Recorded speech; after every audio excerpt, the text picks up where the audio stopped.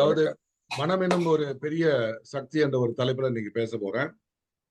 ரொம்ப பேருக்கு இந்த மனம் எப்படி இயங்குது? இதனால நம்ம என்ன சாதிக்க முடியும்? அதுல இதுல குறை வந்தால் நம்மளுக்கு எந்தெந்த வகையில குறை வருது அப்படின்னு சொல்லிட்டு இன்னைக்கு நான் ஃபுல்லா விளக்க போறேன். அத சரி பண்ற ஒரு முறையும் இன்னைக்கு நேரம் இருந்தா நான் கண்டிப்பா சொல்லிக் குடுத்துருவேன் அத. ஆக இன்னைக்கு மனம்னா என்ன பார்ப்போம். மனிதனுக்கு மொத்தம் இந்த மனித உடல்ல மொத்தம் 5 விதமான உடல்கள் உண்டு. அதுல அன்னத்தால் ஆன உடலுக்கு அன்னமய கோஷம். அது இந்த உடல். நம்ம சாப்பிட்டு நம்ம இருக்கிற மாரி இந்த உடல். இந்த உடலுக்குள்ள இந்த உடலை சக்தியாக வைத்துக் கொள்வதற்கு பிராணமய கோஷம். அப்படின்னு சொன்னா, காற்றால் இயங்கக்கூடிய ஒரு உடல். இந்த உடல்ல தான் அந்த வர்ம கலையே வேலை செய்யும். அந்த நாடின்னு சொல்ற மாரி இந்த நாடி எல்லாம் அந்த பிராண உடல்ல தான் வேலை செய்யும். யாராவது ஒரு ஆளு 1, 2 பேர் கொஞ்சம் உங்களுடைய முகத்த காட்டுனீங்கன்னா, நான் அவங்கள பார்த்து பேசிக்கிட்டு இருப்பேன். எல்லாரும் அடிச்சுப்புட்டாங்க. நான் ஒண்டியா உட்கார்ந்து பைத்தியக்காரன் மாரி பேசுற மாரி இருக்கு. பார்க்கறதுக்கு. அப்போ இதுல இந்த பிராண உடலுக்கு இன்னொரு உடல் என்னன்னு கேட்டீங்கன்னா மனம். அந்த மனதுல கோடான கோடி அணுக்கூட்டங்கள் உண்டு. ரைட் ஆட்சிக்கு வந்திருக்காங்க. இது ஒண்ணு. அதுக்கப்புறம் விஞ்ஞானமய கோஷம் என்று சொல்லக்கூடிய புத்தி உடல் ஒண்ணு உண்டு. அதுக்கு மந்திர ஜபம். அதுக்கப்புறம் தான் அந்த ஆன்மா வருது. ஆக இந்த ஆன்மாக்குள்ள தான் இந்த 3 உடல் மறைந்து இருக்கிறது. இந்த ஆன்மா இந்த உடல்ல மறைஞ்சு நிக்குது. அப்ப நமக்கு ஒரு மரணம் ஒன்று ஏற்பட்டால் அந்த ஆன்மாவோட இந்த மனம் எல்லாம் போயிரும். உடல் பூமிக்கு வந்துரும். பிறகு இதை எரிப்பாங்களோ, புதைப்பாங்களோ, அதுக்கப்புறம் மீண்டும் மறுபிறப்பு எடுக்கிறோம். அப்ப இன்னைக்கு நாம் பேசக்கூடியது மனம் மட்டும் தான் பேசுறோம். மனம். மனம் என்பது கோடான கோடி அணுக்கூட்டங்களால் உருவான ஒரு பெரிய இயக்கம். இந்த மனத்துல எத்தனை நிலைகள் உண்டு? இப்ப பிராணமய கோஷத்துல 6 நிலைகள் உண்டு. அது மூலாதாரம், சுவாதிஷ்டானம், மணிபூரகம், அநாகதம், விசுத்தி, ஆக்ஞா அப்படின்னு சொல்ற மாதிரி 1008 சக்கர தாமரை. அதுல 6 விதமான ஒரு நிலைகள் உண்டு. மனதுல 5 நிலைகள் உண்டு. சொல்லியிருக்கேன். மனம் ஒரு பெரிய அணுக்கூட்டத்துல நம்ம செய்யப்பட்டது. அந்த மனதுல 5 நிலைகள் உண்டு. 2000 ஆண்டுகளுக்கு முன்பு சுப்பிரமணியர் ஒரு சித்தர் நம்ம முருகர் தான். அவர் என்ன சொல்றாரு? அகத்தியருக்கு உபதேசம் பண்றாரு. கேளடா அகத்தியா மாமுனிவா சொல்ல கேளு தேகம் என்ற ஆதாரத்தில் அவஸ்தை 5 சொல்ல கேளு என்றார். மூச்சப்பா லாலடத்தில் சாக்கிரம் தான் உண்டு நிசமான கண்டத்திலே சொப்பனம் மார்பில சுளுத்தி மார்பின் கீழ் அதாவது உந்தி கமலத்திலே துரியம் அதற்கு கீழ் துரியாதீதம் அப்படின்னு சொல்றாங்க. அப்ப இதுல ஆங்கிலத்துல அல்பா பேத்தா தீத்தா டெல்டா மெர்ஜட் அப்படின்னு சொல்றோம். அப்போ இந்த லாலடம் என்று சொல்லக்கூடிய இடத்துல மனம் இருந்தால் நாம இப்ப பேசிக்கிட்டு இருக்கோம், நீங்க கேட்டுக்கிட்டு இருக்கீங்க, வேலை செய்யறோம், இந்த ஆக்ஷன் இதெல்லாம் பண்ணிக்கிட்டு இருக்கோம்.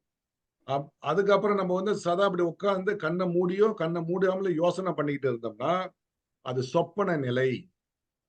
நீங்க தூங்க போயிட்டீங்கன்னா அது சுளுத்தி நிலை. பெரிய தூக்கம் மழையே பெஞ்சிருக்கு, நம்ம தூக்கம் நம்ம எழுந்திருக்கவே இல்லை, உணர்வே இல்லை அப்படின்னா துரியாதீதம். துரியம் அதற்கு கீழ் துரியாதீதம் சமாதி நிலை. ஆக இந்த 5 நிலைகள்ல நிக்குது.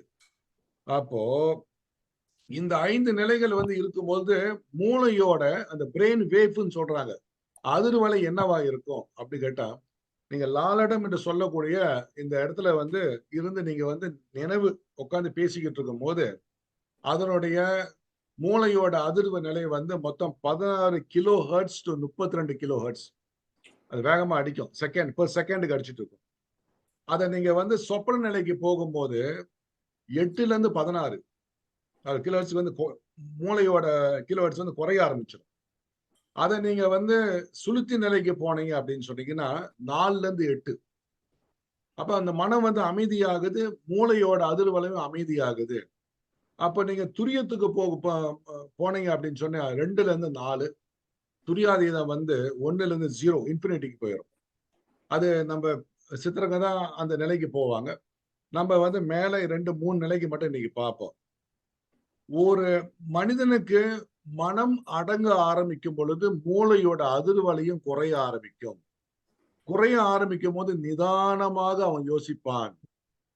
இந்த இடத்துல 16ல இருந்து 32 ஹெர்ட்ஸ் 32க்கு மேல போச்சு அப்படின்னா அவனுக்கு பைத்திய நிலைக்கு வந்துருவான், இல்ல பித்தம் பிடிச்சு போச்சுன்னு அர்த்தம். உங்களுக்கு புரியுதுங்களா? யாராவது அடிக்கடி கோவப்படுறாங்கன்னா 32க்கு மேல போயிருச்சு.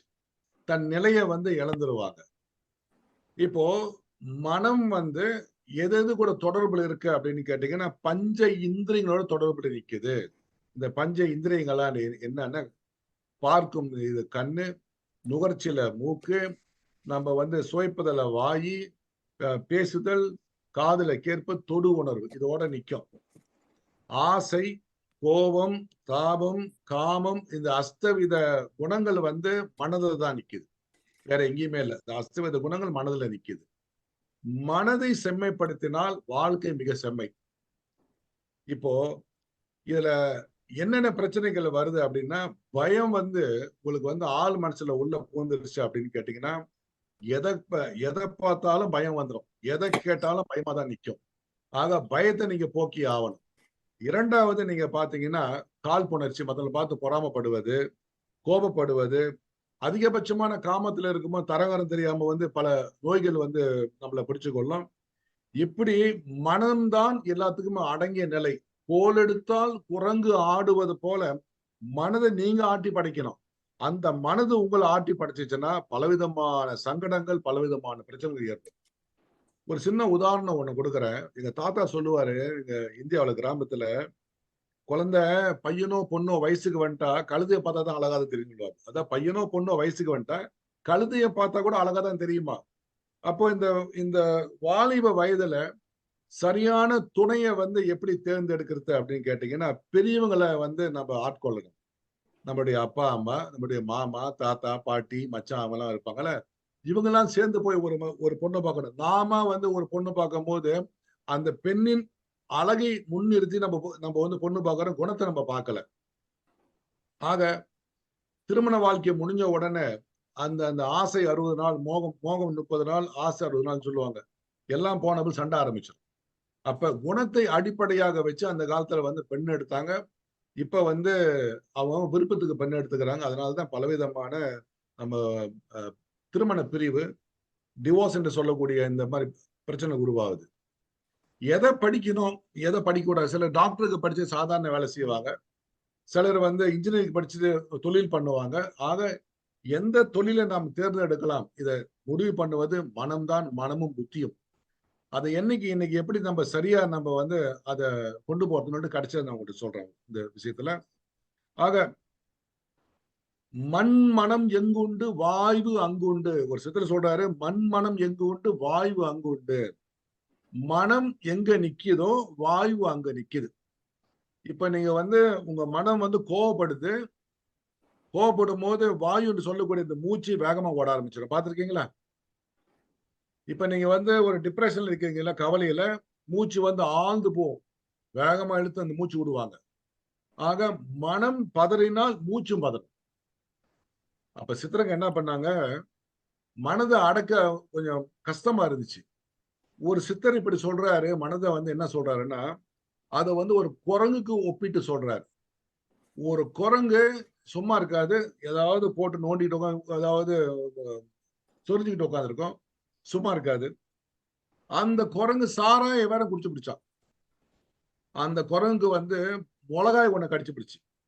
அந்த குரங்க வந்து தேள் ஒண்ணு கொட்டி பிடிச்சு. அந்த குரங்கு பேய் வேற பிடிச்சிருச்சு. எப்படி இருக்கும் குணம்? ஆக மனத வந்து அவர் அப்படி சொல்றாரு. ஆக இந்த மனதை எப்படி கட்டுப்படுத்துவது அப்படின்னு பார்த்தீங்கன்னா, நீங்க தியானம் பண்ணலாம். பல பேர் பலவிதமான டெக்னிக்ல தியானம் சொல்லிக் குடுக்குறாங்க. ஆனா தியானம் வரமாட்டுது. கண்ண மூடுனா ஏதாவது ஒரு யோசனை வருது. நமக்கு வந்து கவலை வருது. உட்கார முடியல. சில பேர் சொல்லுவாங்க, எனக்கு வந்து கால் வலி வந்துரும் அப்படின்னு சொல்லுவாங்க. சுலபமா தியானம் பண்ணலாம். தியானம் பண்றவங்கள நீங்க பார்த்தீங்கன்னா, கண் சிமிட்டுவது குறைஞ்சு போயிரும். அந்த கண் சிமிட்டுவது குறைஞ்சு போயிரும். ஆழ் மனசுலயே நிப்பாங்க.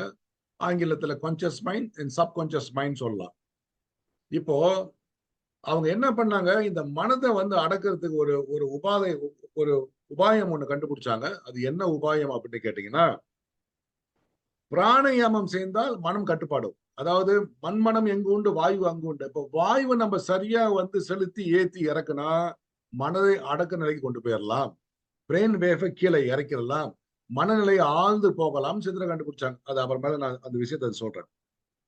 பலர் பலவிதமான கோப தாபங்களை மனசுக்குள்ள வச்சுக்கிட்டு அவங்க வாழ்க்கையை நடத்தும் பொழுது அது வந்து தடுக்கும். உதாரணம், காற்றுள்ள போதே தூற்றிக்கொள்ளுன்னு சொல்லுவாங்க ஒரு பழமொழி. வாய்ப்பு இருக்கும்போது பயன்படுத்திக்க அப்படின்னு சொல்லுவாங்க. அப்போ ஒரு வாய்ப்பு வரும்போது அந்த மனசுல பயம் இருந்தா அந்த அந்த வாய்ப்பை அவங்க எடுக்க மாட்டாங்க. தாழ்வு மனப்பான்மை தடுக்கும். நம்மளால முடியுமா? முடியாதா? அப்படின்னு சொல்லிட்டு பலவிதமான யோசனை அவங்க பண்ணுவாங்க. இப்போ அதை எப்படி நம்ம சரிப்படுத்துவது அப்படின்னு பார்ப்போம்.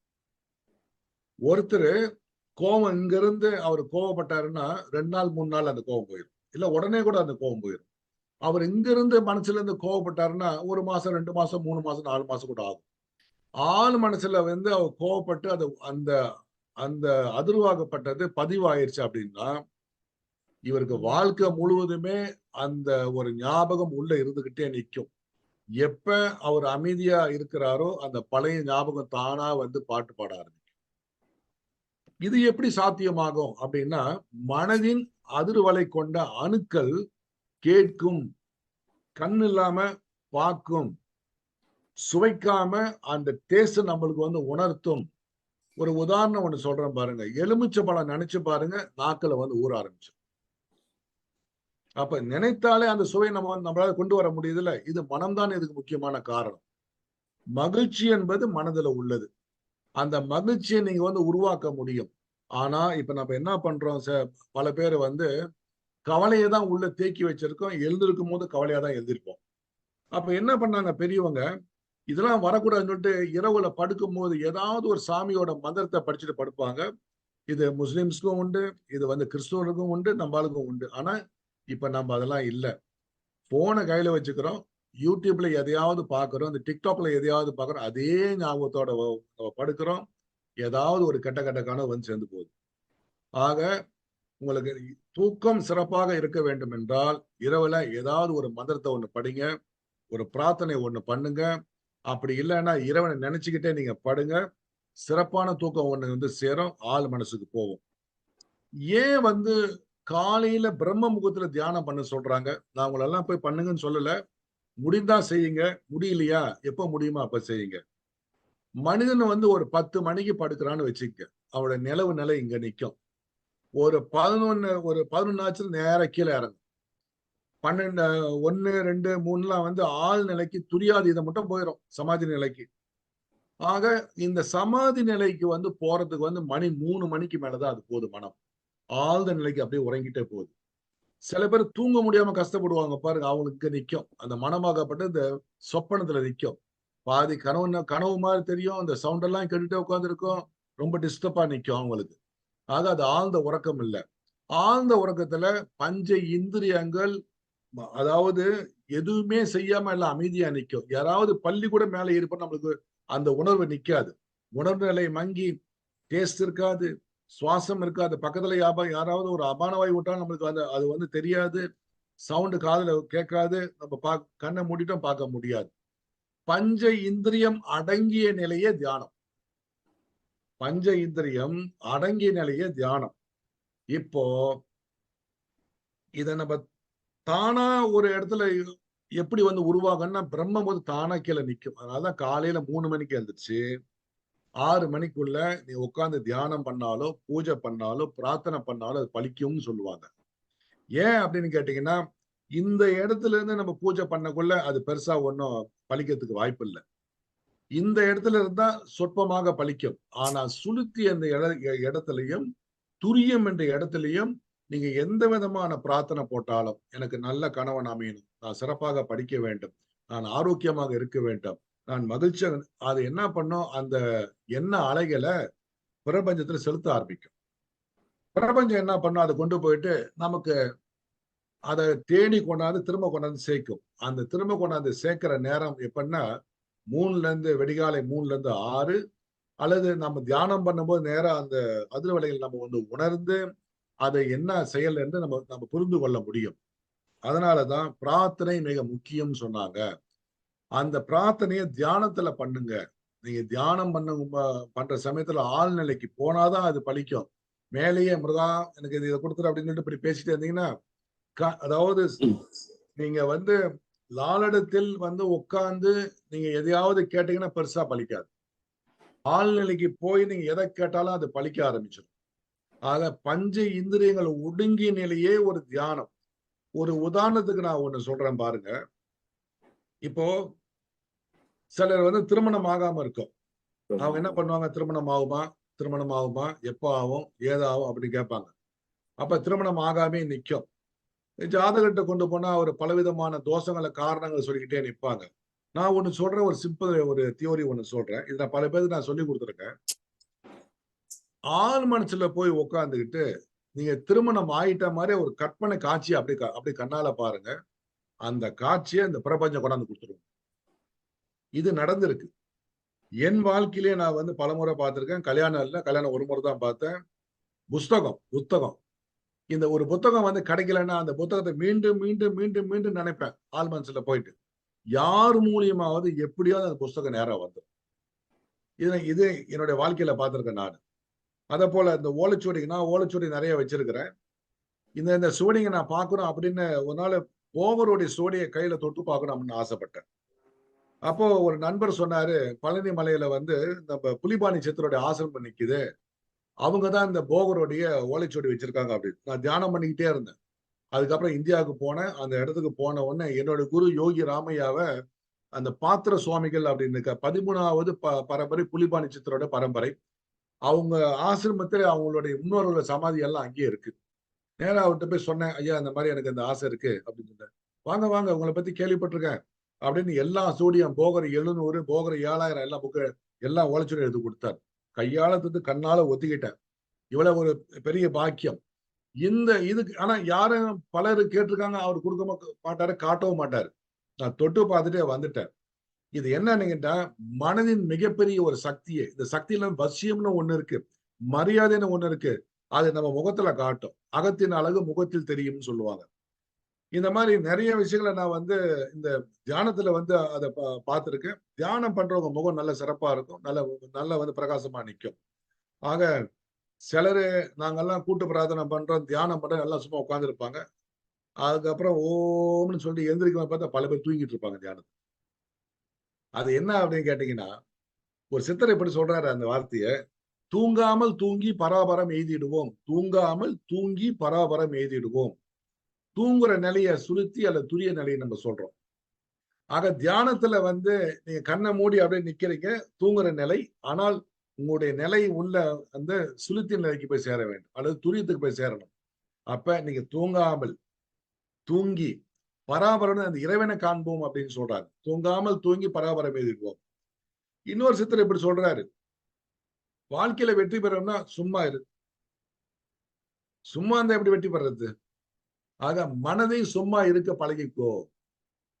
அத வந்து ஏக சிந்தனை அப்படின்னா, ஏதாவது ஒரு பொருள நம்ம நெனச்சுக்கிட்டு இருக்கலாம். நம்முடைய எண்ணங்கள் அத நோக்கி நம்ம செலுத்திக் கொண்டே இருக்கும் பொழுது, ஒரு நாள் அந்த பொருள் உன்ன தேடி வரும். இல்ல நம்ம தேடி போகும். ஒரு உதாரணம் ஒண்ணு சொல்றேன் நீங்க பாருங்க. இது எல்லோர் வாழ்க்கையிலும் எனக்கு நிச்சயமா நடந்திருக்கும். என்னான்னு கேட்டீங்கன்னு சொன்னா, நம்ப என்னுடைய நண்பர் உட்கார்ந்து நான் வந்து ஒரு காஃபி குடிச்சுக்கிட்டு இருக்கேன். டபான்னு ஒருத்தன் ஞாபகம் வருது என் நண்பர. 10 நிமிஷம் பார்த்தா வீட்டு மண்ணுக்கு ஹார்ன் அடிப்பாரு. "டேய் இப்பதான்ப்பா நான் உன்ன நெனச்சேன்" அப்படின்னு சொல்லுவாரு. "ஆமாங்க நானும் உங்கள பார்க்க தான் வந்தேன்." யாரு இதுல நெனச்சா? நான் என் நண்பனை முதல் நினைத்தேனா? அல்லது என் நண்பன் என்னை முதல்ல நினைச்சாரா? என் நண்பர் தான் என்ன நினைச்சிருக்காரு. ஏன்னா, அவர் என்ன நோக்கியே வரார். அப்ப வரும்பொழுது இவர பார்க்கணுமே, இவர பார்க்கணும்னு நினைச்சுக்கிட்டே வரார். அவர் வரும் முன்னே அவருடைய எண்ண அதிர்வலை என் மனதை பற்றிக் கொண்டது. நான் அவரை நினைக்கின்றேன். புரியுதுங்களா? இதுல வந்து கெட்டது கூட நம்ம வந்து அ நினைச்சு எடுத்துறலாம் வெளிய சில கெட்டது வரும்போது. இது இது வந்து ஒரு உதாரணம். ஆமைய பாருங்க, அது என்ன பண்ணும்? கடல் கரையில போயிட்டு ஒரு குழிய நோண்டி முட்டை போட்டுரும். முட்டைலாம் இட்டுட்டு மூடிட்டு போயிரும். அது பாட்டுக்கு போயிரும். போயிட்டு கடல் நீந்திக்கிட்டு இருக்கும். அந்த பருவம் வந்த உடனே கரெக்ட்டா இந்த குஞ்செல்லாம் பொரிஞ்சு, அந்த ஆமை குஞ்செல்லாம் வெளிய வந்து நேரா அந்த தாய நோக்கி போகும் கடலுக்கு. பின்னோக்கி போகாது மணலுக்கு. நேரா எல்லாம் போகும். இது எப்படி? அந்த தாய் நீந்திக்கிட்டு அந்த குழந்தைகள் மேல அந்த பாசத்த வச்சு நெனச்சுக்கிட்டே இருக்கும்போது டக்குனு வந்துரும். அதப்போல மீன பாருங்க. முட்டையெல்லாம் போட்டுட்டு அந்த கரெக்டா பார்க்கும் முட்டைய ஒண்ணு ஒண்ணா பொறிஞ்சு பொறிஞ்சு பொறிஞ்சு பொறிஞ்சு வரும். மீனுக்கு இந்த சக்தி உண்டு, ஆமைக்கு இந்த சக்தி உண்டு, எந்த மிருகங்களுக்கும் இந்த சக்தி உண்டு, மனிதனுக்கும் இந்த சக்தி உண்டு. நாம் அதை பயன்படுத்துவதில்லை. வாழ்க்கைய நம்ம பிஸி ஆக்கிட்டோம். காலை எழுந்திரிச்சா இது அது இதுன்னு சொல்லி வச்சிருக்கோம். எலக்ட்ரானிக் கேஜெட்ஸ் நிறைய வச்சுக்கிட்டோம். அப்ப என்ன பண்றோம்? அதை போட்டு நோண்டுறோம், இதை போட்டு நோண்டுறோம், இதை பாக்குறோம், அதை பாக்குறோம். தேவையில்லாம பணத்தை அதிகமா சேர்த்து குமிச்சு வச்சுக்கிறோம். ஆரோக்கியத்துக்கு வந்து பணம் செலவு பண்ண மாட்டாங்க. நகைகளுக்கு, ஆபரணங்களுக்கு நிறைய செலவு பண்ணுவாங்க. கடைசியில வந்து ஆபரணம் இருக்கு இந்தமா போயிடுவாங்க மேல. 5, 6 வீடு வாங்கி போட்டுருவான். ஒரு வீட்டுல கூட தங்க முடியாத சூழ்நிலை வந்துடும். முழுக்க முழுக்க ஹாஸ்பிட்டல்ல படுத்து கிடப்பாரு. அவை சொன்னாங்க, வீடு பேரு பெற நில் அப்படின்னாங்க. வீடுன்னா இந்த வீடு. இந்த வீட்டை வந்து சாகாவரம் நீ எடுத்துக்கிட்டு வா. இப்ப நம்ம தங்குற வீடு சொல்லல அவங்க, இந்த வீடு. ஏன்னா இந்த வீடு நம்ம லீஸு கொண்டு வந்திருக்கோம். 100 வருஷம், 120 வருஷம். ஆனா யாரும் அவ்வளவு இல்ல. பல பேர் சேவை கட்டமா டக்குன்னு போயிடுறாங்க 60 வயசுலயே. அது வேற கதை.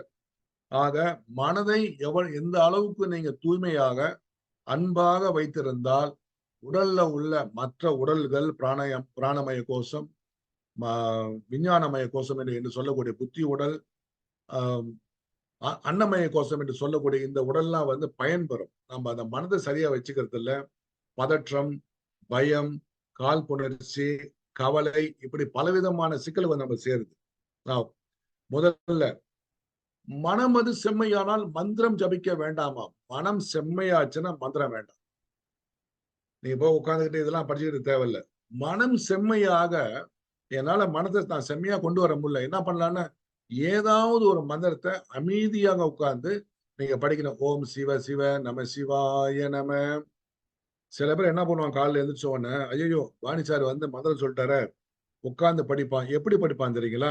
ஓம் சிவ சிவ நம சிவாய ஓம் சிவ நம சிவ இப்படி வேகமா படிச்சோம்னா, இருக்கிற அந்த 32 ஹெர்ட்ஸ் இருக்கு பாருங்க மூளையில, அது இன்னும் வேகமா அடிக்க ஆரம்பிச்சு கோபத்துக்கு தான் போகும். ஆக பதற்றம் இல்லாம நீங்க செய்யுங்க.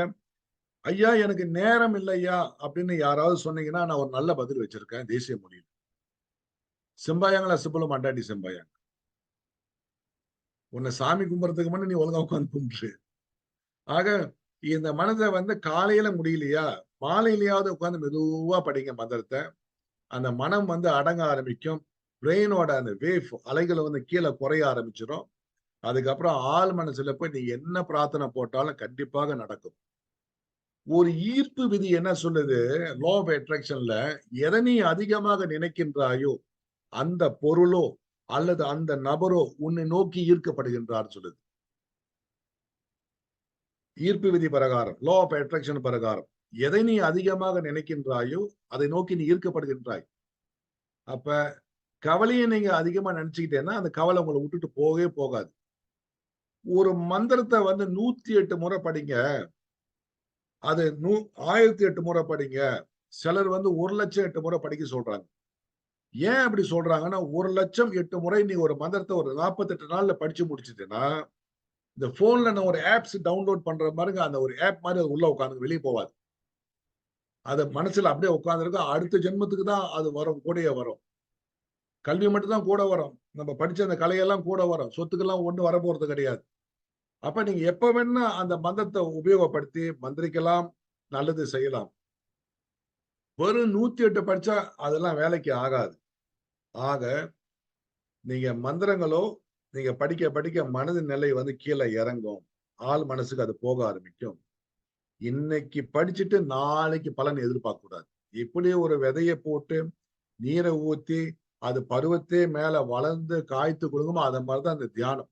இது பழக பழக தான் இது வந்து அந்த பழக்கமாகும் ஒழிய 1 நாள் 2 நாள்ல வராது. சிலரு ஏதாவது ஒரு பொருளை நினைச்சு உட்கார்ந்து இருப்பாங்க. அல்லது தெய்வத்தை ஒரு படத்தை. இது வந்து ஒரு ஏக நிலைன்னு பேர். ஏதாவது ஒரு பொருள் நம்ம நினைப்பது. சிலர் என்ன பண்ணுவாங்க, மியூசிக் கேட்டு உட்கார்ந்து இருப்பாங்க. இது ஒரு நிலை. சிலர் என்ன பண்ணுவாங்க, கண்ணாடி மனுக்கு உட்கார்ந்து பார்த்துக்கிட்டு இருப்பாங்க. அது ஒரு நிலை.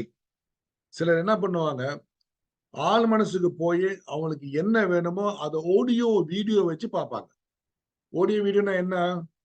அந்த நிகழ்வை நீங்கள் கண்ணால பார்க்க வேண்டும். அந்த நிகழ்வில் நடக்கின்ற சவுண்ட் என்று சொல்லக்கூடிய ஒலியை காதால கேட்கணும். கேட்டீங்கன்னா நிச்சயமா நீங்க பார்த்த காட்சி நிச்சயமா நடக்கும் என்பது பொருள். இப்போ தியானத்தை வந்து நம்ம எப்படி செய்யலாம் அப்படின்னு கேட்டீங்கன்னா, நீங்க அத கீழே ஒரு துணி போட்டு உட்கார்ந்துக்குங்க. ஐயா எனக்கு கால் வலி இருக்கு. நாற்காலியிலே உட்கார்ந்துக்குங்க. அல்ல கால நீட்டி உட்கார்ந்துக்குங்க. சுக ஆசனம். சுகமா எப்படி உட்காரலாம் உட்கார்ந்துக்கலாம். சாஞ்சிக்கலாம் வேணா. கைய இப்படி கட்டிக்கலாம். இந்த முத்திரையில. இல்ல கைய இப்படி வச்சுக்கலாம்.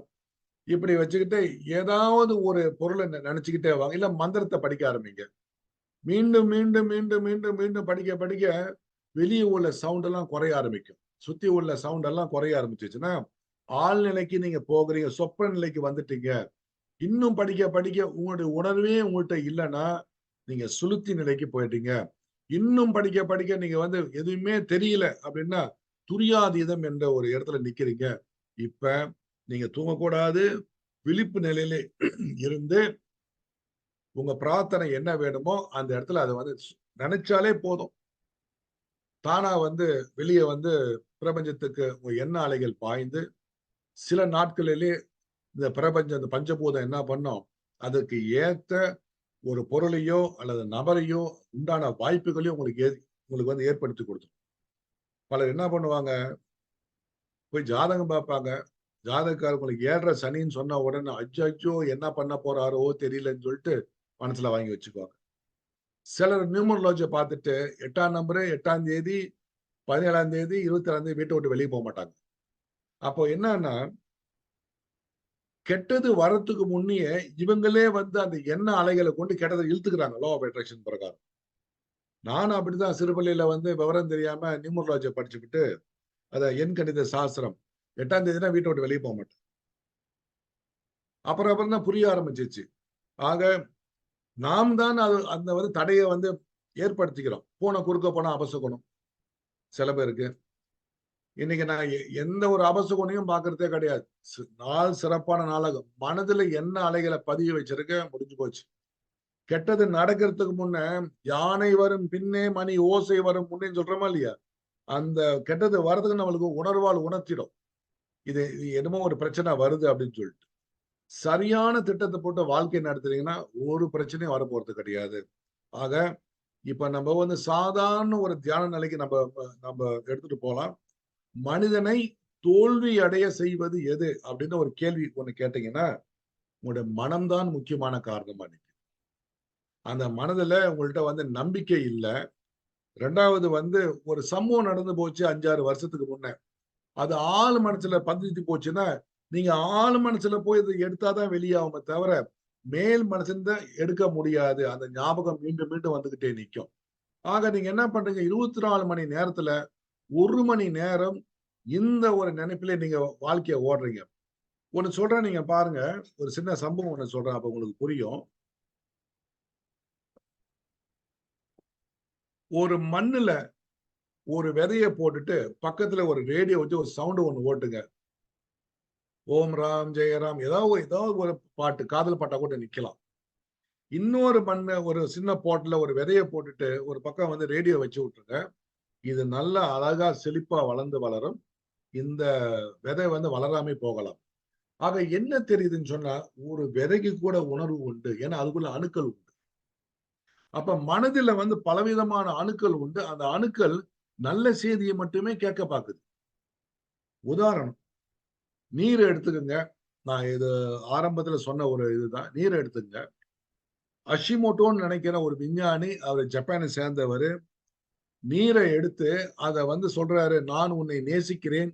நீ மிக அழகாக இருக்கின்றாய்ன்னு" நல்ல வார்த்தைகள சொல்லிட்டு, அது 5000 அந்த பெரிதாகக்கூடிய பூத கண்ணாடில வச்சு பார்க்கும்போது, ஒரு டைமண்ட் ஷேப்ல அது காட்டுது. இன்னொரு தண்ணீய எடுத்து, "நீ அசிங்கமாக இருக்கின்றாய். உன்னை நான் விரும்பவில்லை." நீ ஒரு ஏதோ ஒண்ணு சொல்றாரு கெட்டதெல்லாம். அத எடுத்து மைக்ரோஸ்கோப்ல வச்சு பார்த்தீங்கன்னா, அது என்ன பண்ணுது கேட்டா, அசிங்கமா காட்டுது அதோடைய மாலிக்யூல் ஸ்ட்ரக்சர. இது நம்ம உடம்புலயும் நீர் இருக்கு. நம்ம உடம்புலயும் ரத்தம் இருக்கு. நம்ம சதையில ரத்தம் இருக்கு. நம்ம சதையில நீர் இருக்கு.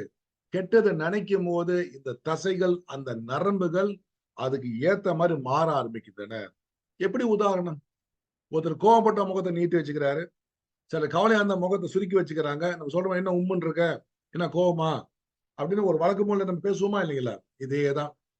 ஆக ரத்தமோ, உடல்ல உள்ள நீரோ, அல்ல உடல்ல உள்ள அணுக்களோ, நல்ல வார்த்தைகள கேட்க துடிக்குது. அப்ப நம்ம என்ன பண்ணுவோம்? யார பார்த்தாலும், "வணக்கம் ஐயா, மகிழ்ச்சி உங்கள பார்த்ததுல. சிறப்பையா, நல்லா இருக்கீங்க." அப்படின்னு நம்ம சொல்லணும். நீங்க பாருங்க ஒண்ணும் இல்ல. நம்ம நானும் ஒரு 2, 3 இந்த WhatsApp புலத்துல இருக்கிறேன். குழுமத்துல. ஒருத்தருக்கு பிறந்த நாள் அப்படின்னு சொன்னா 100 பேர் அங்க இருக்கிறாங்கன்னா, ஒரு 50 பேர் வாழ்த்து போடுவாங்க. மிச்சம் 50 வாழ்த்தே போட மாட்டாங்க. ஆனா நல்லா பார்ப்போம். அங்க பார்த்திருப்பாங்க. ஆனா வாழ்த்து போட மாட்டாங்க. அந்த ஒரு நல்ல மனசு கூட இல்லாம இருக்கிறாங்க சில பேர். நான் யாருக்கு வந்தாலும் ஒரு வாழ்த்து போட்டுருவேன். ஃபோன் பண்ணியே வாழ்த்து சொல்லிருவேன். ஏன்னா அத கேட்க அவங்க விரும்புறாங்க. யாருக்காவது வந்தா காலையில நேத்து நீங்க நானு லண்டன்ல படிச்சேன். காலைல எழுந்து ஸ்கூலுக்கு நடந்து போற சமயத்துல, "hi there, good morning. Hi, hi, good morning" அப்படி சொல்லிக்கிட்டே போவாங்க. ஆனா யாருன்னே தெரியாது. ஆனா நம்ம நாட்டுல தெரிஞ்சவங்க முன்னுக்கு வந்தா தெரியாம போயிட்டு இருப்போம். ஆக உங்கள் மனதில் வன்மம் உண்டு, காழ்ப்புணர்ச்சி உண்டு, கோபம் உண்டு. அப்ப இத நீங்க வந்து வச்சுக்கிறீங்க. ஆக ஒரு மனம் என்பது ஒரு பூங்கா. அந்த பூங்காவுல குப்பைய சேர்த்தா என்ன ஆகும்? பூங்கா எப்படி இருக்கும்? கொஞ்சம் கொஞ்சமா செடிகள அரிச்சு, அரிச்சு, அரிச்சு, அரிச்சு எல்லாம் எல்லாம் வீணா போகும். இப்படிதான் பல பேத்துக்கு பலவிதமான நோய். சமீபத்துல ஒருத்தர் என்ட்ட வந்தாரு. அவரு வந்து கோயில் குருக்கள் அவரு. அவரு வந்து ஹார்ட்ல ப்ளாக் பைபாஸ் பண்ணிட்டாங்க. நான் கேட்டேன், "ஐயா, உங்களுக்கு எப்படி இந்த நோய் வந்துச்சு?" அப்படின்னு கேட்டேன். "என்னய்யா பண்றது?" அப்படின்னாரு. "மது அருந்தும் பழக்கம் இல்லை. புகைப்பிடித்தல் இல்லை. அசைவம் சாப்பிடுதல் இல்லையா? அதெல்லாம் நான் கிட்டயே போமாட்டேன். நான் கொஞ்சம் யோகா பண்ணுவேன், மந்திரம் தியானம் பண்ணுவேன்." "உங்களுக்கா? தியானம்லாம் பண்ண கொஞ்ச நேரம் பண்ணுவேன். ரொம்ப நேரம் பண்ணல." "பிறகு எப்படியா?" அப்படின்னு கேட்டேன். 1 வருடம் முன்ன என்னுடைய பொண்ணு ஒருத்தர காதல் பண்ணி வீட்ட விட்டு ஓடி போயிட்டா. அந்த கவலையான்னாரு. பாத்தீங்களா? அந்த கவல ஹார்ட்ல உள்ள ரத்த நாளங்கள சுருங்க செய்து, அதுல ப்ளாக் ஏற்பட்டுருச்சு. இன்னைக்கு அதிகமான நோய் மன உளைச்சல்ல தான் வருது. தனித்தனியா பிரிக்கலாம். பைத்தோ பயோ பிசிக்ஸ்ன்னு ஒரு ஒரு ஒரு ஒரு கல்வி ஒண்ணு உண்டு. அதான் நான் லண்டன்ல படிச்சது. முகத்துல அதிகமான இந்த சைனஸ் ப்ராப்ளம் அல்லது முகப்புற இந்த மாரி வருதுச்சுன்னா, பாஸ்ட் மெமரில அவங்க கஷ்டப்படுறாங்க. ஒரு சம்பவம் நடந்து போச்சு. ஒரு வருஷத்துக்கு முன்ன ஒரு அவமானம். அத நினைக்கும்போது இந்த இடத்துல ப்ளாக் ஆகுது. மனித உடலே சக்திமயமாக கொண்டது. அதுல நிலைகள் உண்டு. சில பேருக்கு அடிக்கடி தொண்டையில கரகரப்பு ஏற்படும். டீச்சருக்கு ரொம்ப இருக்கும். நான் கேட்பேன் டீச்சர்ட்ட கூட. "என்ன டீச்சர்ன்னா தொண்டை கரகரப்பு. யார் டீச்சர் ஏசுறீங்க?" அப்படின்னு கேட்டா, "இந்த பிள்ளைங்கள் தான் வேற யாரு?" அப்படின்னுவாங்க. இந்த இடத்துல பிரச்சனை அன்புக்கு ஏக்கம். தன் அன்புக்குரியவர் தன்னை வந்து துரோகம் செய்து போயிட்டாங்கன்னா, இந்த இடத்துல பிரச்சனைங்க வரும். வயித்துல பிரச்சனை வந்தா பயம். என்க்ஸாயட்டி பயம் உள்ளது வயித்துல பிரச்சனை வந்துகிட்டே இருக்கு. கேஸ்ட்ரிக்கு, தீராத கேஸ்ட்ரிக் என்னமோ பண்ணுதுங்கலாம் ஏறுதுன்னுவாங்க. ஒரு டாக்டர பார்ப்பாங்க. 2 நாள் மருந்து சாப்பிட்டு அவங்க தூக்கி போட்டு இன்னொரு டாக்டர பார்ப்பாங்க. அதையும் தூக்கி போட்டு இன்னொரு டாக்டர பார்ப்பாங்க. இப்படி மாத்தி, மாத்தி, மாத்தி போயிட்டே இருப்பாங்க. அவங்களுக்கு கடைசியா என்ன பண்ணும் தெரியுங்களா? கடைசி அவங்க போய் சரணாதிகதி அடைவது ஒரு மந்திரவாதியாக தான் இருக்கும். ஏன்னா மருத்துவத்துல கட்டுப்படலையே. அவங்க என்ன சொல்லுவாங்க, "எனக்கு செய்வன பண்ணிட்டாங்க. அது என்னென்னமோ பண்ணுது." என்கிட்ட வந்தவங்களுக்கு அழகா ஒரு மந்திரத்த ஒண்ணு சொல்லிக் குடுத்து, "இத இத படி. பூவெல்லாம் தண்ணீல போட்டு குளி. தன்னம்பிக்கை கொண்டு வா. நடக்க போ." அப்படின்னு சொல்லிக் குடுத்து, அவங்கள அதுலருந்து ஒரு 3 மாசம் மீட்டு எடுத்துருவேன். என்னன்னு சொன்னா வந்து, இந்த மாரி அதிர்வலைகள வந்து நம்ம உள்ள வச்சுக்கிறோம். அந்த அரு அந்த அதிர்வலைகள் கவலையாக மாறி, அந்த கவலை அங்க உள்ள செல்லுகள வந்து அரிக்க ஆரம்பிட்டோ, அல்லது வந்து சேதப்படுத்தியோ, அங்கே ஒரு நோய் வந்து உருவாகுது. பாதி நோய் உணவு பழக்கத்தால வரலாம். பாதி நோய் மனதால வரும். எத உள்ள வச்சுக்கணும்? நல்லதையே உள்ள வச்சுக்கணும். அப்படி உள்ள வைக்கல அப்படின்னு கேட்டீங்கன்னு சொன்னா, பலவிதமான நோய் உருவாகும். ஒரு வீட்ல காலையில எழுந்திரிச்ச உடனே நம்ம என்ன பண்ணுவோம்? கோலம் போட்டுட்டு வீட்ல இப்ப அந்த காலத்துல வந்து அ வாய் விட்டு மந்திரத்த படிப்பாங்க. இப்ப நம்ம நவீன கல்வி இருக்கும் சுப்ரபாதம் போடுவோம். கந்த சஷ்டி கவசம் போடுவோம். ஏதாவது ஒண்ணு போடுவோம். அப்படி போடக்குள்ள அந்த இதமான மந்திர சக்தி வீடு ஃபுல்லா வியாபித்து நிக்கும். ஒரு அம்மா சமைச்சு குடுப்பாங்க சாப்பாடு. எப்படி சமைச்சாலும் சமைச்சு நல்ல டேஸ்ட்டா ருசியா இருக்கும். தாயுடன் போம் அறுசுவைன்னு சொன்னா, அம்மா இருக்கிற வரைக்கும் 6 சுவை சாப்பிடலாம். அம்மா போயிட்டாலும் போச்சு. இல்ல அந்த வீட்டு பொண்ணு அம்மாவானா அறுசுவை வந்துரும் திருப்பியும். அவங்க சமைக்கும்போது ரொம்ப டேஸ்ட்டா நிக்கும். சும்மா டக்குன்னு போட்டு சில கடைகள்ல போய் சாப்பிட்டா, என்னடா சாப்பாடு இப்படி? ஏன்னா அம்மா அன்போடு சமைக்கிறாங்க. கடையில தொழிலுக்காக சமைக்கிறோம். இத இத நல்லா நீங்க புரிஞ்சுக்கணும். அம்மா மட்டும் இல்ல. நம்ம சகோதரிகள், அக்கா, தங்கச்சி எல்லாம் இவங்களும் சமைச்சு குடுத்தா சிறப்பாக இருக்கும். அன்போடு சமைத்தால் மனதில் உள்ள அதிர்வலை, அந்த அன்பின் அதிர்வலை உணவிலே படிந்து உணவு வந்து ருசியாகும். ஒண்ணும் வேண்டாம். நான் ஒண்ணு சொல்லுவேன். தண்ணி இருக்கு பாருங்க தண்ணி. நீங்க உடம்பு சரியில்லாம போயிட்டீங்க. அந்த தண்ணிய எடுங்க. நான் உன்னை நேசிக்கிறேன். நான் உன்னை வணங்குகிறேன். எனக்கு நன்றாக தெரியும். உன்னால் என்னை குணமாக்குவாய். ஓம் சிவாய நமன்னு சொல்லுங்க சைவர்கள். அப்படி இல்லன்னா ஓம் ராம் ஜெயராம் சொல்லலாம் வைஷ்ணவங்க. கானபத்தியத்தை கொண்ட ஓம் கங் கணபதியேன்னு சொல்லுங்க. முருகாத்தமன் சொல்லக்கூடிய முருகன் கும்பிடுறவங்க முருகன் ஓம் சரவண பவன் சொல்லுங்க. இல்லப்பா நான் சக்தியை கும்பிட்ற சாக்தத்தை சேர்ந்தவங்க எல்லாம் அம்மனோட மந்திரம் ஏதோ படிச்சு தண்ணியை குடிங்க. அல்லது உங்க குழந்தைகளுக்கு காட்சியா இருந்தா அதை கொடுங்க. இதான் நீரை மந்திரித்தல். அங்கே ஒரு அதிர்வலை ஏறினவுடனே நீர்ல உள்ள மொழிக்குள்ளாம் மாற ஆரம்பிச்சிடும். இது சத்தியம். நீங்க செஞ்சு பார்க்கலாம். சும்மா ஒரு நீரை கண்டதரமா ஏசி அதை நீங்களே குடிச்சு பாருங்க. ஏதோ ஒண்ணு பண்ற மாதிரி தெரியும்.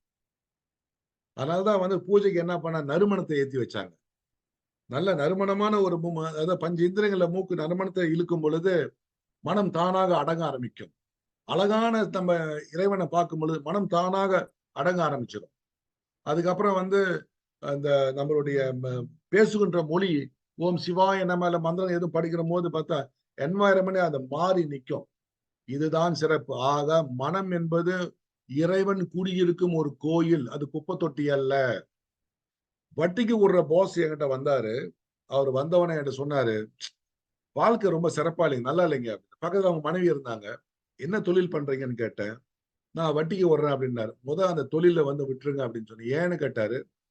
தூங்கி எழுந்த உடனே கடங்காரன் நினைக்கிறியா உன் மனைவியை நினைக்கிறியான்னு கேட்டேன். கண்டிப்பா கடங்காரங்க. அந்த அம்மாட்ட சொன்னேன், இத பாரும்மா, இவரு அந்த கடங்காரனை நேசிக்கிறாரு, உன்னை நேசிக்கல அப்படின்னு. அப்ப எதை நீ நினைக்கிற அந்த கடன்காரனை என்ன அதுக்கு பின்னாடி ஒரு பொருள் என்னன்னா அவன் மேல வெறுப்பு, வன்மம், பிடிச்சா அவனை அடிக்கணும், போன் அடிக்க எடுக்க மாட்டான். இவ்வளவு கோபத்தை நீங்களே உருவாக்குறீங்க.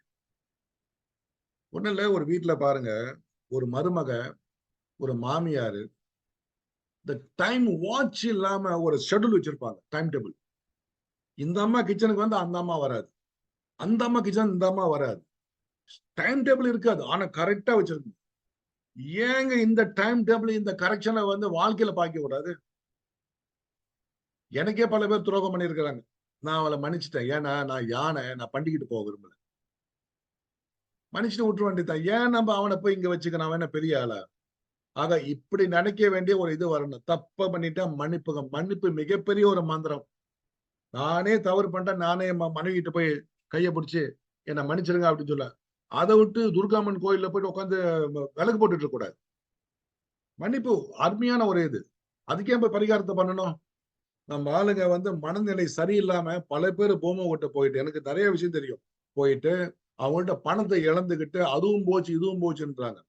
மனநிலை சரியாக இருந்தால் யாரிடமும் போக தேவை, எங்கேயுமே போக தேவையில்லை. மனதுல நம்மள ஒரு கோயிலை உருவாக்கலாம்.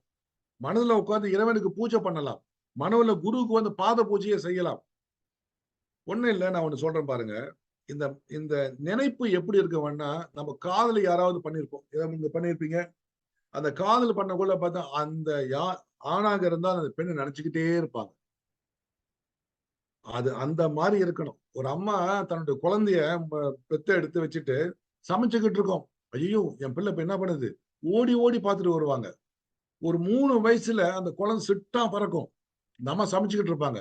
அந்த குழந்தை டபான்னு தடிக்கலும், நம்ம டிக்குன்னு நம்மளுக்கு பார்த்திருக்கலாம் தாய்மார்கள். உடனே ஓடுவாங்க சமையலை விட்டுட்டு. அந்த மனம் அந்த குழந்தை மேல வச்சு அந்த ஃப்ரீக்குவன்சில உட்கார்ந்துட்டு நிற்கும். மண்மனம் எங்கு உண்டு வாயு அங்கு உண்டு அப்படின்னு சொன்னாங்க. மனம் அமைதியானால் காற்று அமைதியாகும். காற்று அமைதியானால் மூளையின் அதிர்வலை அமைதியாகும். ஒண்ணு இல்ல, நீங்க உங்களுடைய மனசை கொண்டு போய் அமெரிக்காவில வைங்க, அந்த மனசு அங்க நிற்கும். நீங்க இந்தியாவுக்கு போயிட்டு ஒரு கோயில உட்கார்ந்து நினைச்சு பாருங்க, நீங்க டக்குன்னு அந்த பிக்சரை கொண்டு வரலாம். உங்களுடைய அந்த என்னமோ சொல்லுவாங்கல்ல, இந்த கணினியில உள்ளதெல்லாம் சேர்த்து வைக்கிறோம்ல, அந்த பவர் பேங்கோ என்ன டாட்டா பேங்கோ, அந்த மாதிரி மனம் அந்த மாதிரி எல்லாத்தையும் உள்ள சேர்த்து வச்சிருக்கோம். நல்லது கெட்டது அத்தனையும். இப்போ நீங்க என்ன பண்ணணும், கெட்டதெல்லாம் எடுத்துருங்க, சமாதானம் ஆயிருங்க, மன்னிச்சு விட்டுருங்க, நேரா உள்ள போங்க, நினைங்க, அந்த நபர் இருந்தால் நினைங்க, நினைச்சு மன்னிப்போம் மறப்போம் சமாதானம் சொல்லுங்க. ஏன்னா கடலுக்கு போங்க, ஒரு சின்ன என் குரு எனக்கு சொல்லி கொடுத்தது, கடலுக்கு போங்க. ஒரு அம்மா சொன்னிச்சு, மிகப்பெரிய துரோகம் என்னால மறக்க முடியல அப்படின்னு சொன்னிச்சு. போமா கடலுக்கு போமா, தண்ணியை எடுத்துக்கோ, தண்ணியை எடுத்து ஓம் சிவாய நம்ம ஏதாவது ஒரு மதத்தை படிங்க, நான் உன்னை மன்னிச்சிட்டேன்னு ஊத்துங்க, அது முடிஞ்சு, அவ்வளவுதான். அந்த நீரை சூரிய வெப்பத்தால் அது மேல ஆவியா போய் எங்கேயோ ஒரு இடத்துல மழை பெய்யும் போது அந்த நபர் மீது படும் பொழுது அவருக்கு மனசுலயே மன்னிக்கப்படுவார், அது மறக்கப்படுவார். அதை விட்டு நான் எல்லாத்தையும் உள்ள மனசுல வச்சுக்கூடாது. செல்லசுவாமின்னு ஒருத்தர் இருந்தாரு, யோகி ராமையாவோட குரு. அவர் ஒண்ணு ஒண்ணு ஒண்ணு துப்பு துப்பு துப்புன்னுவார். ஒன்றே நினை கெட்டதான துப்பி விட்டுற அப்படின்னு சொல்லுவார். இவரெல்லாம் சித்திர நிலை.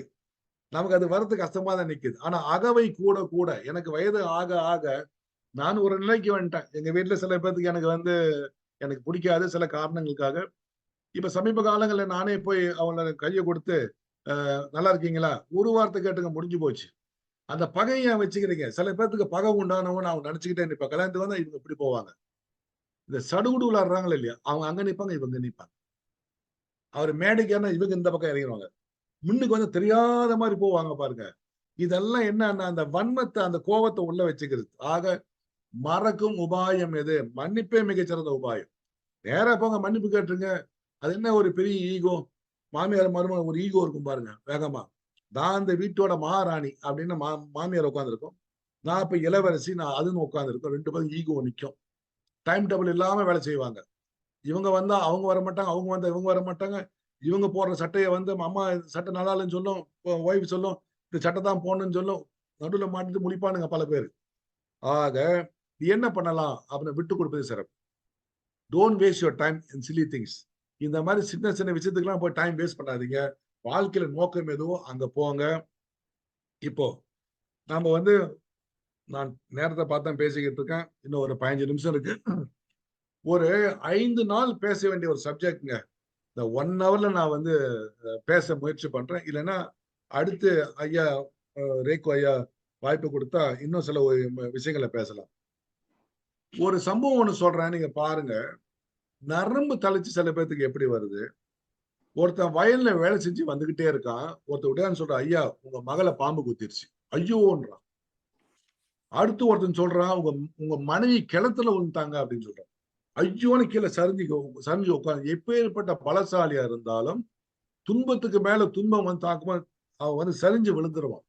ஆக இந்த துன்பத்தை யாரு கொடுக்குறாங்கன்னு சுத்தி உள்ளவங்க துன்பத்தை கொடுப்பாங்க, அல்லது இவனே அந்த சூழ்நிலையை உருவாக்கி. வாழ்க்கையை அமைக்கும் எண்ணங்கள்னு ஜேம்ஸ் ஆலன் எழுதுற புக்கு டாக்டர் MS உதயமோதி தமிழாக்கம் பண்ணியிருக்காரு. மிகச்சிறந்த ஒரு புக்கு. தயவு செய்து அந்த புக்கை வாங்கி படிங்க. புஸ்தகரை வாங்குறது செலவல்ல, மூலதனம். என்கிட்ட 10,000 புக்கு இருக்கு. தனியா ஒரு ரூம்பே வச்சிருக்கேன். 10,000 புக்கு இருக்கு என்கிட்ட. நான் இன்னும் புக்கு தேடிக்கிட்டு இருக்கேன், படிச்சுக்கிட்டு இருக்கேன். அதனாலதான் ரேக்கோயை நேத்தான் சொன்னாரு, ஐயா இந்த மாதிரி அவரு பேச முடியல, நீங்க தான். உடனே வந்துட்டேன். எனக்கு எல்லாம் எழுதி வச்சு அதெல்லாம் ஒண்ணும் கிடையாது. இருக்கு சரக்கு, எடுத்து வெளியே போட்டு விட்டுருக்கோம். புஸ்தகங்கள், தமிழ் புத்தகங்கள் மூலதனம். குழந்தைகளுக்கு படிக்க அதுக்கு சொல்லிக் கொடுங்க. அதுல மிக சிறப்பான புக்கு திருக்குறள். ஏதாவது ஒரு பிரச்சனை ஒரு எடுத்து ஒரு பார்ப்பேன். டக்குன்னு அவ்வளவுதான், முடிஞ்சு போச்சு. வாழ்க்கையில அமைதி, வாழ்க்கையில மன்னிப்பு கேட்க போறுதல், நிதானம், இது 3 இருந்து கொஞ்சம் அறிவு இருந்தா போதும், சிறந்த உழைப்பு இருந்தா போதும், வாழ்க்கையில முன்னேறலாம். இப்போ நம்ம ஒரு கவலையை மனசுல வச்சுக்கும் போது அந்த கவலை நரம்பு வழியாக செல்கின்ற. அப்ப என்ன, நரம்பு தளர்ச்சி. டாக்டர் மருந்து கொடுக்குறாரு, கேட்கல. இன்னொரு டாக்டர் மருந்து கொடுக்குறாரு, கேட்கல. சித்த போன லேகியம் கொடுக்குறாரு, கேட்கல. அப்புறம் அந்த மேக்னட் தெரப்பி, கேட்கல. என்ன நம்ம கேட்க தெரியுங்களா? அந்த கவலையை வெளியாக்குங்க, மனம் சரியா. ஒருத்தர் காலில் புண்ணு, ஐயோ இது ஆறுமான்னு தெரியலையான்னு ஆறாது. ஈர்ப்பு விதி பிரகாரம் ஆறாது. கொஞ்சம் ஆறுது, ஆறிக்கிட்டே வருது, ஆறிக்கிட்டே வருது, ஆறிடுச்சு சொல்லிக்கிட்டே வாங்க, சரியா வரும். ஒவ்வாமைன்னு ஒண்ணு இருக்குங்க. சிலருக்கு சில உணவு ஒத்துக்காது. சில மருந்து ஒத்துக்காது. நிறைய மருமகளுக்கு ஒவ்வாமை உண்டு, மாமியாருக்கு தான் ஒட்டுக்காது. ஆக ஆக சிலருக்கு ஒத்துக்காது. ஆக நீங்க என்ன பண்ணணும், எதுக்குமே நான் அசைய மாட்டேன். நீ அடிக்கிற மோளத்துக்கு நான் ஆட மாட்டேன். நான் எதுக்கும் அசைய மாட்டேன். நிதானமா நெல்லுங்க, எந்த ஒவ்வாமையும் வராது. நல்லா சாப்பிட்ட சாப்பாட்டை, அந்த சாப்பாட்டுல பள்ளி விழுந்த மாதிரி எங்க அம்மா சொன்னாங்கன்னு சொல்ல உடனே வயிற்ற கலக்க ஆரம்பிக்கும், உடனே பேதியாக ஆரம்பிக்கும். ஒண்ணு வேண்டாம், நீங்க இன்னைக்கு போய் டச் பண்ணி பாருங்க. உங்க வீட்டுக்காரோ உங்க மனைவியோ யாரோ ஒருத்தர் தண்ணி குடிக்க, ஐயோ அந்த தண்ணியா குடிச்சீங்க, அப்படின்னு சும்மா வேகமா சொல்லுங்க. ஆமாண்ணா. ஐயோன்னு சொல்லிட்டு போயிருங்க இடத்த விட்டு. முடிஞ்சு போச்சு. அவர் என்னன்னு கேட்பாரு. உங்க பக்கத்து வீட்டுக்காரர் ரொம்ப பிரச்சனை பண்ணிக்கிட்டு இருக்காரா? நான் ஒண்ணு சொல்லித்தரேன். இது வந்து ஒரு நகைச்சுவையா சொல்றேன். ஒரு எலுமிச்சை பழத்தை எடுத்து அதுல ஒரு ஆணியை ஏத்தி கொஞ்சம் குங்குமம் தடவி வீட்டு முன்னுக்கு போட்டு போயிருங்க. அதோட அவர் என்ன பண்ணுவாரு? ஒரு மந்திரவாதிகிட்ட ஓடிடுவாரு. அவன் என்ன பண்ணுவான்? எவன் வருவான்னு பார்த்திருப்பான். ஆமாங்க, இது செய்வன பண்ணிட்டான்னுவாங்க. மனம் தான் இதுல முக்கியமான காரணம். ஒரு முறை நான் ஒரு ஆபீஸ்ல வேலை செய்யும் போது ஒரு எலுமிச்சை பழம் கீழே விழுந்துருச்சு. அதை தாண்டி யாரும் போல. என்னங்கன்னு கேட்டா யாரும் செவன பண்ணி போட்டாங்கன்னு. அதுக்கு ஒருத்தர் கூட்டிட்டு வந்து அதை எடுக்கிறதுக்கு 100 வெள்ளி கொடுத்தாங்க. இது 25 வருஷத்துக்கு முன்ன. நான் தாண்டி போயிட்டேன். அப்புறம் 2 மணி நேரம் பொறுத்து பாஸ் இறங்கி வராரு மேல் மாடியில இருந்து. ஏன் நிக்கிறேன்? இந்த எலுமிச்சை பழம். ஐயோ, நான் தான் எடுத்துட்டு போனேன் ஜூஸ் போட்டு குடிக்கிறதுக்கு. அது உருண்டு கீழே வந்துருச்சு. நான் போயிட்டேன் எடுக்கல. இதுதான் கதை. ஆக தவறானதை நீங்களாகவே புரிந்து கொண்டு அதுக்கு செலவு செஞ்சுக்கிட்டு எனக்கு செய்வன பண்ணிட்டான், எனக்கு நாகதோஷம், 7.5 சனி, அந்த சனி, கிரகம் வந்து போய்கிட்டு தான் நிக்குது. நம்ம முன்னோர்கள் சிறப்பா வாழ்ந்தாங்க. அந்த வழி வந்த நாம் ஏன் சிறப்பா வாழ முடியாது? மனதை செம்மைப்படுத்துங்கள். அவ்வளவுதான் விஷயம். இப்போ எப்படி பண்ணலாம் அப்படின்னா, அமைதியா உட்காருங்க. நேரம் இல்லை, நான் ஷார்ட்டா வந்துட்டேன். நான் டெக்னிக் மட்டும் கொஞ்சம் சொல்லி கொடுத்துட்டு போயிடுறேன். அமைதியா உட்காருங்க. என்ன ஆகணும்னு பாருங்க. ஒரே சமயத்துல 10 விஷயம் கேட்காதீங்க. எப்படின்னா, இறைவா எனக்கு டைமண்ட் மோதிரம் வேணும், இறைவா எனக்கு ஐபோன் வேணும், இறைவா இப்படி அடுக்காதீங்க. என்ன வேணும்னு சொன்னா வந்து நான் எப்போதும் அறிவு தான் கேட்பேன். எனக்கு நல்ல அறிவு கொடுங்கன்னு கேட்பேன். வேற எதுவுமே நான் கேட்க மாட்டேன். ஏன்னா நான் உழைப்பாளி, நான் உழைச்சிக்குவேன். நான் போய் இறைவன்கிட்ட வந்து எனக்கு பணத்தை கொடுன்னு அவர் என்னை எப்படி பார்ப்பாரு? நான் அதை கேட்கவே மாட்டேன். கேட்டதே கிடையாது என் பாபாஜி கிட்ட. எனக்கு அறிவு தான் கேட்டுக்கிட்டு இருப்பேன். அமைதியா உட்காருங்க. அமைதியா இருக்க முடியலையா? உத்தராட்ச மாலையோ அல்லது ஸ்படிகமா ஏதோ ஒண்ணு. அதுவும் இல்லையா, அந்த கை விரல் எடுத்துக்கணும். ஓம் நம சிவாய, ஓம் நம மெதுவா ஓம் நம சிவாய. அடுத்து ஒரு கேப் விட்டுருணும். ஓம் நம சிவாய அப்படின்னு சொல்லுங்க. மெதுவா மெதுவா போங்க. ரூம் அடைச்சிருங்க. நல்ல காத்தோட்டமா நிக்கட்டும். அமைதியா உட்காந்துங்க, படிங்க. ஆள் மனசுக்கு நீங்க போவீங்க. எப்படி எனக்கு தெரிவது ஆள் மனசு அப்படின்னா, காதுல உள்ள சவுண்ட் எல்லாம் எட்ட போக ஆரம்பிக்கும். தூர தூர தூர தூர மூக்குல நுகர்ச்சி எல்லாம் குறைய ஆரம்பிக்கும். உணர்வுகள்லாம் இழக்க ஆரம்பிக்கும். பஞ்சேந்திரியம் ஒடுங்க ஆரம்பிக்கும். பஞ்ச இந்திரியம் ஒடுங்கும் போது ஆள் மனசுக்கு போறீங்கன்னு அர்த்தம். இதே மந்தத்தின் வழியாக நம்ம ஆள் மனசுக்கு போவது. அதுக்கப்புறம் அந்த இடத்துல அமைதியா இருந்து எது உங்களுக்கு வேண்டுமோ அதை நேர்மறையான வார்த்தைகள்ல நீங்க எண்ண வேண்டும். எப்படின்னு கேட்டா, எனக்கு 100 வெள்ளி கிடைக்குமா அப்படிலாம் கேட்கக்கூடாது. 100 வெள்ளி பெற்றுக்கொண்டேன், மிக்க நன்றி. இயற்கைக்கு மிக்க நன்றி. பாபாஜி உங்களுக்கு மிக்க நன்றி. அல்ல அகதீசா மிக்க நன்றி. அல்ல ராமலிங்க சுவாமி மிக்க நன்றி. ஏதாவது ஒரு சாமி பேர். இயற்கை கண்டிப்பா நன்றி சொல்லுங்க. அதுல நீங்க தியானம் பண்ணும் போது தாய் தகப்பனுக்கு நன்றி சொல்லுங்க. உங்க முன்னோருக்கு நன்றி சொல்லுங்க. இந்த இயற்கைக்கு நன்றி சொல்லுங்க. நிச்சயமாக நீங்க பாருங்க, முகத்துல நல்ல ஒரு பொலிவு வரும். இந்த கண்ணெல்லாம் சிம்டம் மாத்தீங்க. பதற்றம் இருக்காது. அதுக்கப்புறம் பாருங்க, நீங்க இந்த மந்திரவாதி பக்கமே போக மாட்டீங்க. திருக்குறளை படிங்க. ஏபிஜே அப்துல் கலாமோட புக்க அக்னி சிறகுகள் புக் இருக்கு, அதை வாங்கி படிங்க. மனதை செம்மப்படுத்துங்க. அடுத்த வழி ஒண்ணு சொல்றேன். இது உங்களுக்கு வரமாட்டுது அப்படின்னா, எனக்கு பயமா இருக்கு அப்படின்னா, ஓம் ராம் ஜெயராம் ராம் ராம் ஜெய்வோம். இது எனக்கு தெரிஞ்ச மந்திரம். இத மந்திரத்தை படிச்சுக்கிட்டே போங்க. இந்த ராம் ராம் ராம் வரும்போது இது பீஜ மந்திரம் ஆகுது. இந்த பீஜ மந்திரத்துக்கு எந்த ஒரு மந்திரத்துக்கு முன்னுக்கு இம் போட்டீங்கன்னா, அம் உம் அப்படி போட்டீங்கன்னா அதுக்கு இன்ஃபினிட்டி சவுண்ட் போகுது. நீங்க அக்குன்னு அங்கேயே நிக்கும், அக்குன்னு சொல்லுங்க அங்கேயே நிக்கும். டீனுங்க இங்க இருந்து வரும், மானுங்க இந்த இடத்துல இருந்து வரும். ஒவ்வொரு சொல்லுக்கும் ஒரு ஒரு நிலையில இருந்து அது ஆதி உருவாகுது. ஆதி நாதம் சொன்னாங்க அதுக்கு பேரு. அப்ப அம் அப்படின்னா இந்த வாயில இருந்து இப்படி வெளியாகும். இதெல்லாம் வந்து அதிர ஆரம்பிக்கும். இதுக்கு பேரு பீஜ மந்திரம். கங் மங் இதெல்லாம் பீஜ மந்திரம். ஆக நாம ஜபம் அப்படின்னா ஓம் அகதீசாய நம. இது அவர் பேரை சொல்லி நம்ம வந்து வழிபடுவது. மந்திரத்தை கொண்டு தியானத்துல போலாம், அல்லது நீ தியானமே செய்ய முயற்சி பண்ணலாம். கண்ணை மூடுங்க, ஏதாவது வந்து முன்னுக்கு நிக்கும். அப்படி முன்னுக்கு நிக்கும் போது என்ன பண்ணுன்னு சொன்னா வந்து நம்ம அதை உற்று நோக்கும் போது அது இன்னொரு விண்டோ திறந்து கொடுக்கும். நீங்க அந்த சமயத்துல என்ன பண்ணுன்னா, பார்த்தும் பார்க்காமல் இருக்கணும், கேட்டும் கேட்காமல் இருக்கணும். எப்படின்னா, கல்யாணத்துக்கு போறீங்க, உங்களுக்கு பிடிக்காத ஒரு முன்னுக்கு வராரு, அவரை பார்க்காம ஒரு நடிச்சுக்கிட்டே போவீங்க பாத்தீங்களா?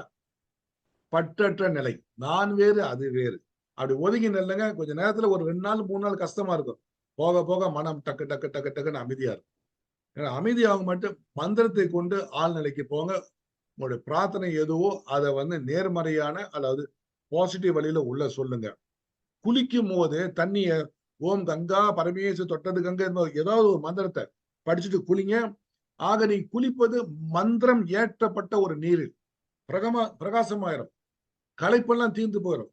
உணவு அருந்தும் போது ஏதாவது ஒரு மந்திரத்தை சாப்பிட்டு இறைவா மிக்க நன்றி அப்படின்னு சாப்பிடுங்க. நிச்சயமாக நிறைவாக இருக்கும். யோகி ராமையா ஒண்ணு சொல்லுவாரு, விஷம் ஏற்றப்பட்ட உணவாக இருந்தால் மந்திரத்தால் விஷத்தை போக்கலாம் அப்படின்னு சொல்லுவாரு. அது அவங்க நிலை. நம்மளுக்கு அதெல்லாம் வேண்டாம். நம்ம நிலைக்கு நம்ம பார்ப்போம். எதை செய்தாலும் ஒரு மந்திரத்தை படிங்க அல்லது ஒரு தியானம் ஒண்ணு பண்ணுங்க. நான் செய்யும் இந்த காரியம் மிக சிறப்பாக முடியும். ஒரு நிமிஷம் அதை பிரார்த்தனை பண்ணி செய்ய ஆரம்பிங்க. நிச்சயமா நிறைவாக முடியும். நான் சமைக்க போறேன், சமையல் சரியா வருமா அப்படின்னா அது அப்படித்தான் நிக்கும். வருமான்னு. ஆக ஐயா சரியா 6:55 ஆச்சு. இன்னும் நிறைய பேசுறதுக்கு இருக்கு. இருந்தாலும் இன்னொரு நாள் நம்ம இதை கொண்டு போலாம். யாருக்காவது கேள்வி இருந்தா கூட கேட்கலாம். மலை ஐயா உங்கள்ட்ட ஒப்படைக்கிறேன். மகிழ்ச்சி ஐயா, மகிழ்ச்சி மகிழ்ச்சி. சிறப்பு. அதாவது இந்த 1 மணி நேரம் நிறைவடைஞ்சதே தெரியவில்லை. மனம் எனும் மாபெரும் சக்தி என்ற ஒரு புத்தகத்தை படித்து முடிச்ச மாதிரி ஒரு உணர்வு இருக்கியா. மிக மிக சிறப்பு. நிறைய விஷயம்